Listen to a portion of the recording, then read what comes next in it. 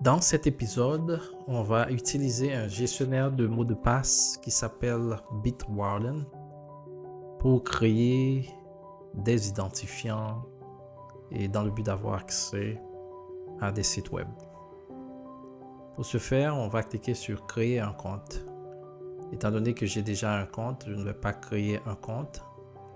Je vais directement accéder à ce compte en utilisant mon courriel ici.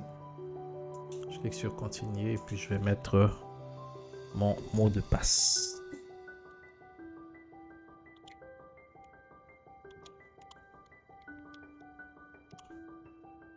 Voilà, on va cliquer sur se connecter. Et là, on a accès à l'interface de Bitwarden. Donc, l'interface présente tous les éléments. Ici, des éléments du coffre-fort. Donc, à gauche, on a le panel qui contient différentes options. Donc, si on clique sur outils, c'est directement cette option qui va nous intéresser. On va voir la sous-option qui s'appelle générateur. C'est de là qu'on peut voir un ensemble de mots de passe qui peuvent être générés de façon aléatoire. Des mots de passe aussi considérés comme des phrases et des noms d'utilisateurs. Rapidement, ici, c'est des mots de passe. Donc si on clique sur ce petit bouton à droite qui s'appelle générer un mot de passe, donc ça va changer le mot de passe ici. Et là, on peut fixer la longueur, on peut mettre à 15, à 20, dépendamment. Donc lorsqu'on clique encore, ça va, si on essaie de compter le caractère, on va voir que c'est 15 caractères que ça contient.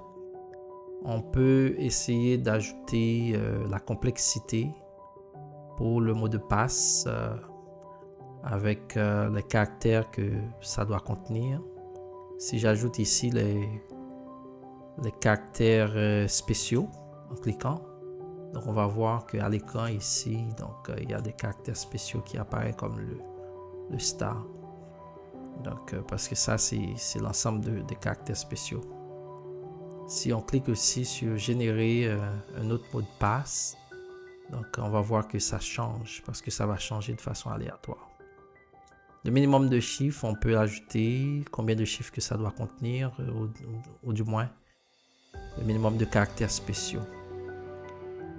Donc c'est la même chose pour les mots de passe avec des phrases. Là, ça contient 6 mots. La phrase contient 6 mots. Donc on peut aussi modifier ça pour mettre 8 ou 10, dépendamment. Donc ça change automatiquement. Et on peut toujours cliquer sur générer une phrase de passe. Puis ça génère une phrase pour le mot de passe. On peut le copier si on va directement vers le site web pour mettre le mot de passe lorsqu'on crée un compte. Là, on peut mettre le séparateur. Donc ça, c'est un dash qui est là, un trait d'union. On peut mettre ça en étoile, mettre n'importe quel caractère. Et automatiquement, on voit ça change à l'écran. Donc les séparateurs deviennent directement des étoiles. Mettre la première lettre de chaque mot en majuscule. Ça, c'est le changement qui est fait. On peut également inclure un chiffre. Pour le nom d'utilisateur, donc c'est encore la même chose qu'on peut faire. On peut générer différents noms. On peut aussi changer la complexité, mettre la première lettre de chaque mot en majuscule. Ça va se faire automatiquement. Inclure un chiffre, donc ça complexifie. Puis on peut toujours générer. Donc en faisant ça, on peut copier et puis accéder au site web pour le coller directement. Pour créer un identifiant, on va se rendre à l'option qui s'appelle coffre. On clique dessus, puis il y a un ensemble d'éléments qui apparaissent dans ce panel-là, favoris, identifiant, carte de paiement, identité. Donc c'est cet élément qu'on va créer, qui s'appelle identifiant. Donc on va dans Nouveau. Mais avant, on va créer un dossier. Il y a un ensemble de dossiers qui sont déjà là. Exercice 1, 2. Je vais créer un autre dossier pour pouvoir l'insérer. Qui s'appelle exercice 3. Si je donne le nom du dossier exercice 3. Je clique sur enregistrer. Automatiquement, ça apparaît dans le répertoire dossier. Ici. On va créer l'identifiant. On clique sur nouveau ici. Puis on choisit identifiant. Il y a un ensemble d'options, de détails à entrer. Ici, c'est le nom de l'élément. Ça peut correspondre au site web dont on va créer le compte. Dans mon cas, c'est GitHub. Je vais mettre ça donc, comme le nom, GitHub. Puis je vais choisir le dossier créé, c'est l'exercice 3. Je vais choisir un identifiant de connexion pour le site, s'il va y avoir un identifiant. Donc ça va être pris de façon aléatoire. Donc, je vais générer. Ok, identifiant, j'ai choisi ça. Puis je vais aussi générer un mot de passe aléatoire. Ça dépend de ton choix. Moi, je vais choisir un mot de passe. Je vais prendre ça à longueur de 20 caractères. Ok, c'est déjà coché pour renforcer la complexité. Puis je fais utiliser ce mot de passe. Et voilà, ça apparaît ici. Et je descends pour choisir le site web. C'est GitHub. Je vais mettre ça au complet. HTTPS.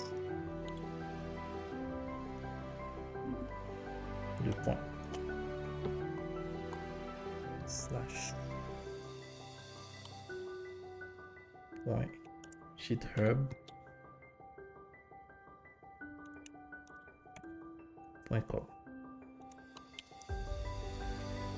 Je mets ça au complet. S'il y a d'autres sites web que tu veux ajouter, tu peux le faire ici. Mais pour le besoin de cet exercice, on va considérer un seul site web. Faire enregistrer. Et comme ça, l'identifiant va être enregistré au niveau du coffre-fort. On peut cliquer pour voir. Automatiquement, GitHub, c'est ça. L'identifiant est créé. On va créer le compte à partir du site web GitHub dans lequel on fait référence lors de la création de l'identifiant dans le gestionnaire de mots de passe. On va entrer un email directement pour créer le compte.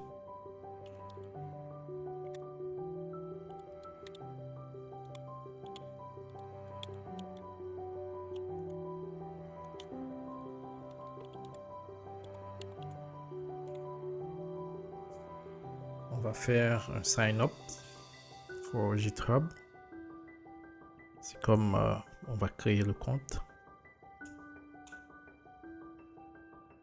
Puis il y a un ensemble d'informations comme password, username qu'on va devoir utiliser.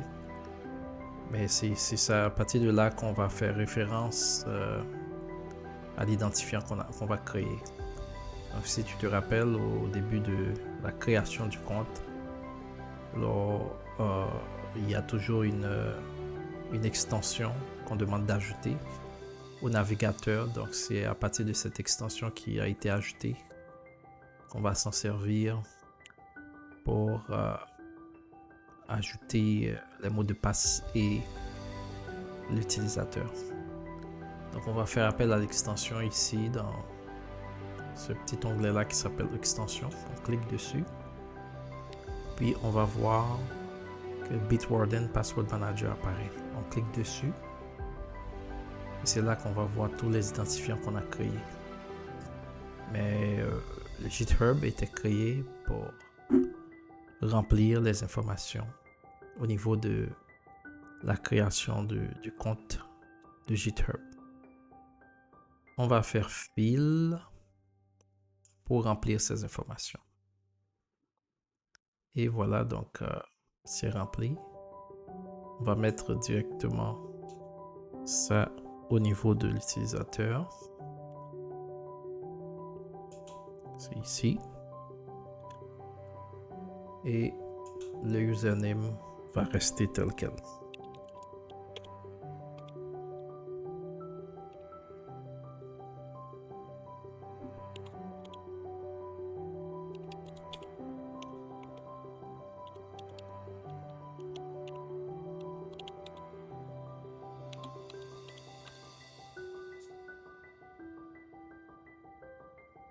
Puis on va faire créer.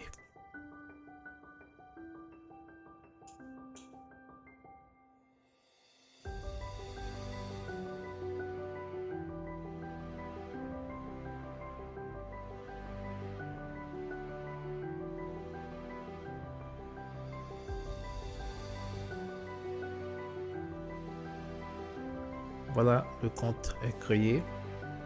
Ça renvoie à un identifiant de code. Et une fois accédé à l'email, au courriel qu'on a utilisé pour créer le compte, donc on va entrer le code et puis pour avoir accès. Et la prochaine fois qu'on va accéder au site web, on va directement faire appel à l'extension, comme ça a été le cas, pour avoir accès au mot de passe sans même avoir besoin de copier le mot de passe ou bien de taper ça. Donc ça retient à la mémoire de l'application du gestionnaire de mots de passe.